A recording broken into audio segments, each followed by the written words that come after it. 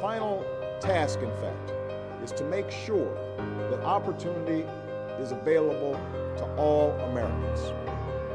Now, the bedrock of our economic success is the American dream. It's a dream shared in big cities and small towns, across races, regions, and religions. You know what? I've chased that dream, and I don't want to chase it anymore. And to anybody who has it, God bless you, and I wish you the best, and hold on to it for as long as you can hold on to it, I guess. I'm all set, though. If you work hard, you can support a family. That if you get sick, there will be health care that you can afford. That you can retire. That you can retire with the dignity and security and respect that you've earned. That your children can get a good education, and young people can go to college even if they don't come from a wealthy family. That's our common hope.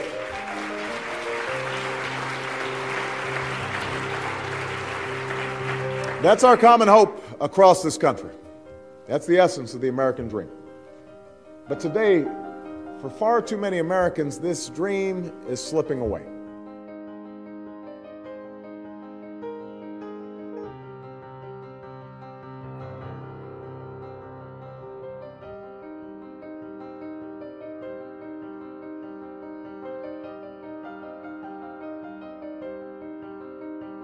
I definitely think that it's possible, but not very often. You know, you see people like Oprah, or some people who come from like nothing and make these huge fortunes and make a life for themselves. And you know, that's inspirational, but you have to understand that that's not real. America, more so than other places, has the potential for people who want to work hard, can get ahead. And there still is that possibility for some. But the gap is definitely, it's widening to the point where it's excluding more and more people every day. And I think that what has really fueled this movement is the fact that students who have gone to school, had been told growing up that if you get a college degree, if you do well in school, you will have a job waiting for you when you get out of school. They're now finding that that's not true. And they're getting out of school with, you know, $50,000 to $100,000 worth of debt and no job prospects. That's completely demoralizing. That's shattering.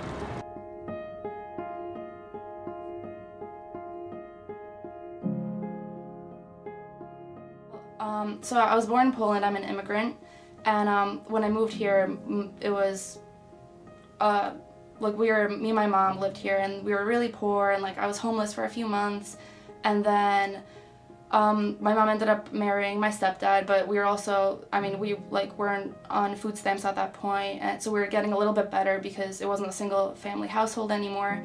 But the financial situation improved over the years because, you know, you save up money and everything, but my parents were never really involved in my education, and I wasn't really expected to go to college.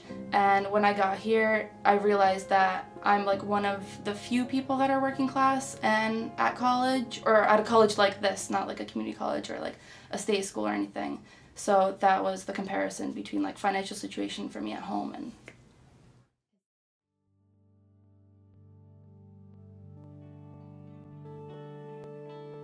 the American dream. It's like a myth. It's this idea that if you work hard, you can achieve anything. And like, for a lot of people, it's just not true. It's myth.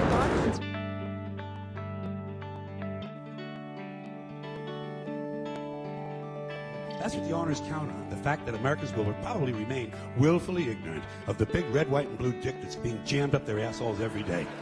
Because the owners of this country know the truth. It's called the American dream, because you have to be asleep to believe it. It's a class that normally gets students very interested, I think, in conversation. Sometimes it makes them angry. And often I have had students get into very heated conversations in this class and really get upset with me and get very upset with each other. I think it's a class that threatens people in a very deep way. They don't anticipate that when they enter into the class, but they soon realize that students who are less privileged resent the possible implication that the United States is not a place where you can realize all of your dreams, that in fact it's not that easy to move up to the middle class. They want to buy into the American dream, and we do a lot of reading that casts aspersions on that notion. And the students who are more privileged are also feeling resentful. They feel as if they have to be somehow guilt-ridden about the fact that they have material goods and other students do not. It's a course that hits people close to home, I think, because they have to really inspect their own backgrounds in a way that they're not used to doing. They haven't thought about their own class status. They haven't thought about how much money their parents make or why they live in a particular community, or what that means in terms of having assisted their development in some way. There's this concept in America that we live in a meritocracy, and that poor people are poor because they don't work hard enough, but that's a myth. And once you get past that and you understand that it's like a social construct, then you can understand that the class that you're born into doesn't necessarily have to be the class that you end up in, but it's really hard to be upwardly socially mobile that way. I notice someone is a rich person, and I would feel comfortable talking to them because I want to educate them about who I am. Yeah, I may not have enough money, I may not have the same stuff that you do, but I can get the same stuff that you do. It just might be a while before I can.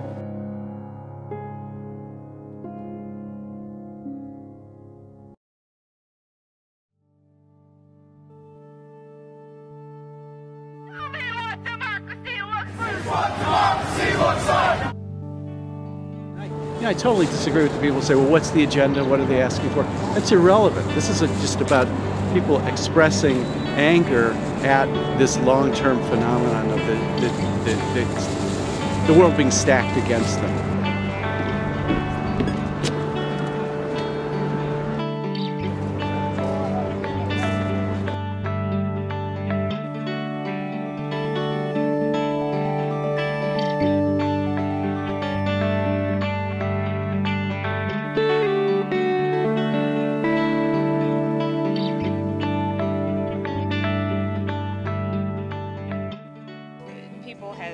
Said a lot that the movement is lacking in focus.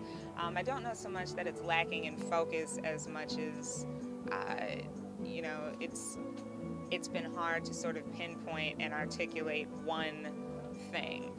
The media likes a nice, neat little narrative, so it's very easy for the media if you say, well, we're just mad about healthcare, or we're just mad about, bankers having fat salaries, and it's far more broad than that. So I think the biggest importance to having this actual library here is that we're providing information that gives that context into the different reasons why people are collectively upset. So, and I think that that's been the case with all of the libraries that have sprung up with these Occupy movements. It's important to provide that context. It's important to have information on hand that people can see and use.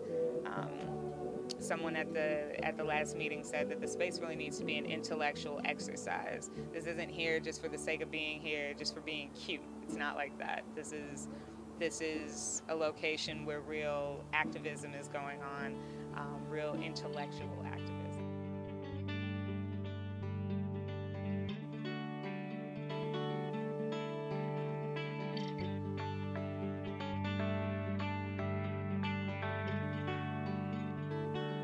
People are tremendously important, and if you get to know any of these people, you will start to become committed to these people, or even people in your own neighborhood. Just talk to people. People will surprise you every single day if you give them the chance.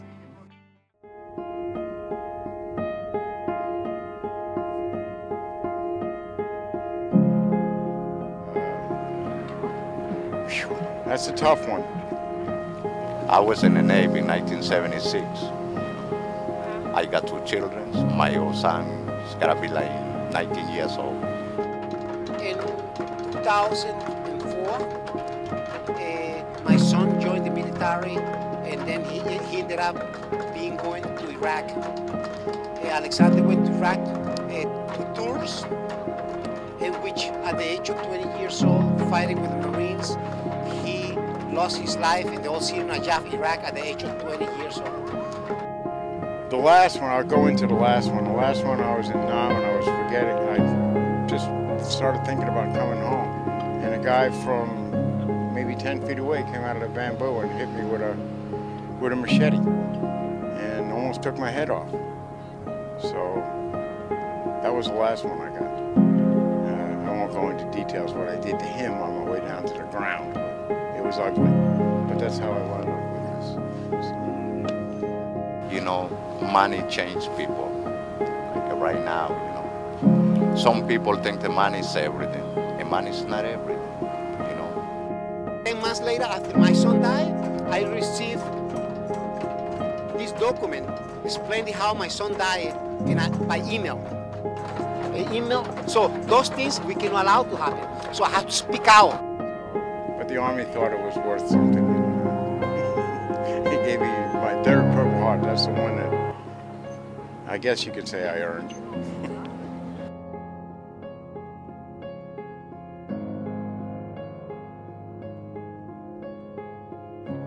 I have my own personal political views, but that's not why I'm here. I'm just fed up with what's happening down there. So I want to see if they can't get their act together.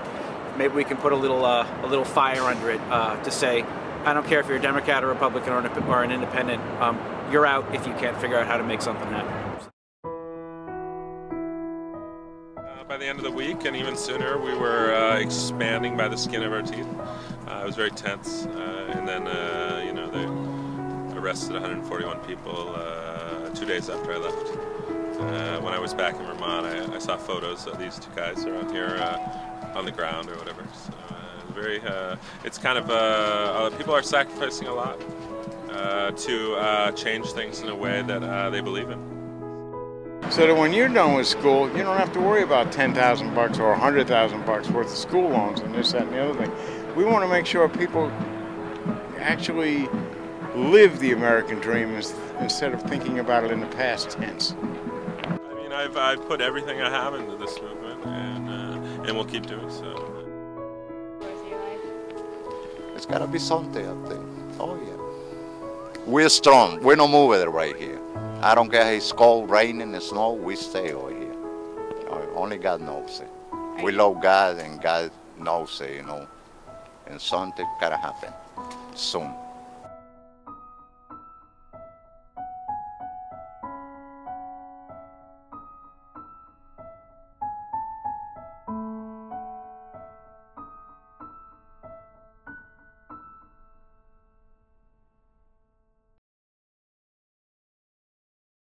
You know, they always told us that America was the land of opportunity, you know, but around my way, it seemed that the only opportunity there was to either get shot or arrested, right? And oye, there's a new thing happening now. A black man had been elected president, there's a Puerto Rican chick in the Supreme Court, and I, like them, I want to make a huge change for our people.